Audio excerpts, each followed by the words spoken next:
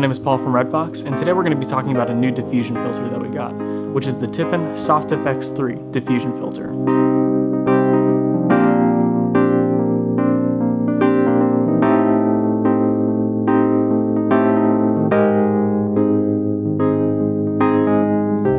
I've been in some places that I cannot forget.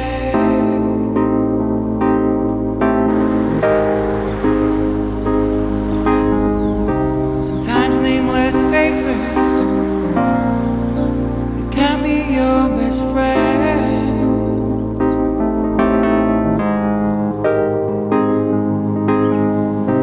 I've been in some places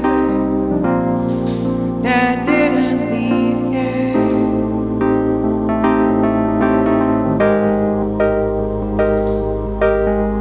Sometimes the holy sunrise, it is your only rest.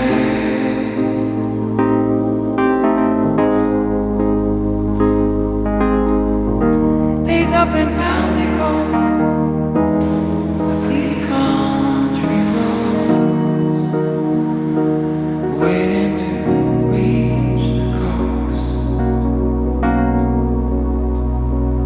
waiting to free their loads.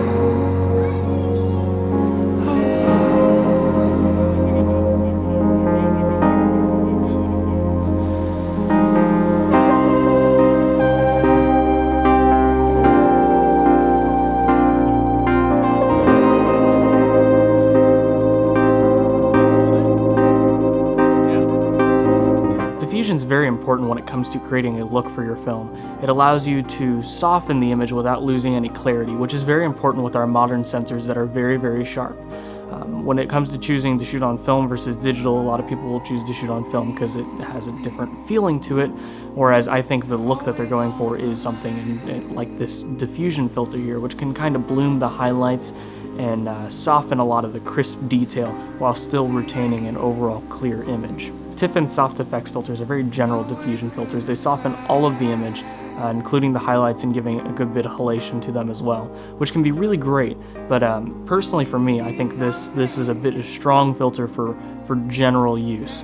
I know, as you can see in some of the test footage, there were some shots where our landscapes and our establishing shots would have blown out parts of, or halation parts of sides of buildings and cars and other things, and that's not something that I want. But what I could see this filter really doing is being a close-up filter. This filter I think would perform really great if you're isolating a person, being close-up on them, and they don't have any blooming highlights on them. You could really use this filter to soften down those skin tones and make a much nicer, softer image than what we're normally able to do with digital sensors. This is the 4x4 version, which if you were to buy it new is around $250 on B&H or so.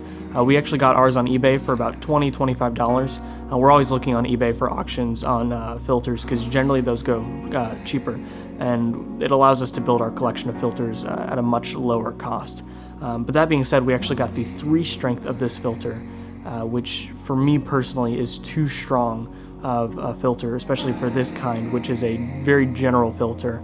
A lot of halation in the highlights, softening of the entire image, as opposed to something like the black Satin filter, which smooths out a lot of the details without blowing out a lot of the highlights and with halation, especially in establishing shots and other things like that. So this is not a establishing shot diffusion filter by any stretch of the imagination. You can't just leave this in your matte box all the time. One of the things that I noticed while looking through the footage, and something that's not really talked about with diffusion filters, but is probably true about most diffusion filters, including the ones that have stronger strengths like this one, it did help reduce the moire issue in my Blackmagic cinema camera, or pretty much any other camera that has some issues with moire.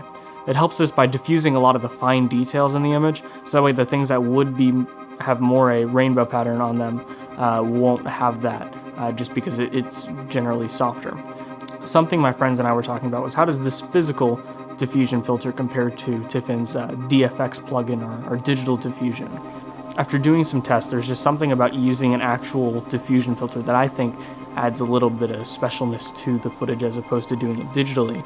One of the things that we try and do with our footage, especially on digital cameras, is to add little tiny imperfections. For me, the digital version of this filter just felt too clean. It took out a lot of the imperfections of the image that I thought really added to a more realistic look and made it feel more glossed over than with the actual filter. Diffusion is a very subjective thing. It very much depends on what project you're doing. So me saying that this is too strong of a filter for me, that's just for me and my personal tastes. You, on the other hand, may very much want a diffusion filter of this strength, and by all means, go out and get it. To me, there is not as much emphasis put on filters as I think there should be. It's a very important part of crafting our image. We always talk about ND filters. Sometimes we talk about polarizing filters. But like with a variable ND filter that you just screw on the front of your lens, it's actually polarizing your image. So if you do that, you don't have any control over the reflections or the blueness of the sky. And just by you turning down your sharpness is still only giving you one look.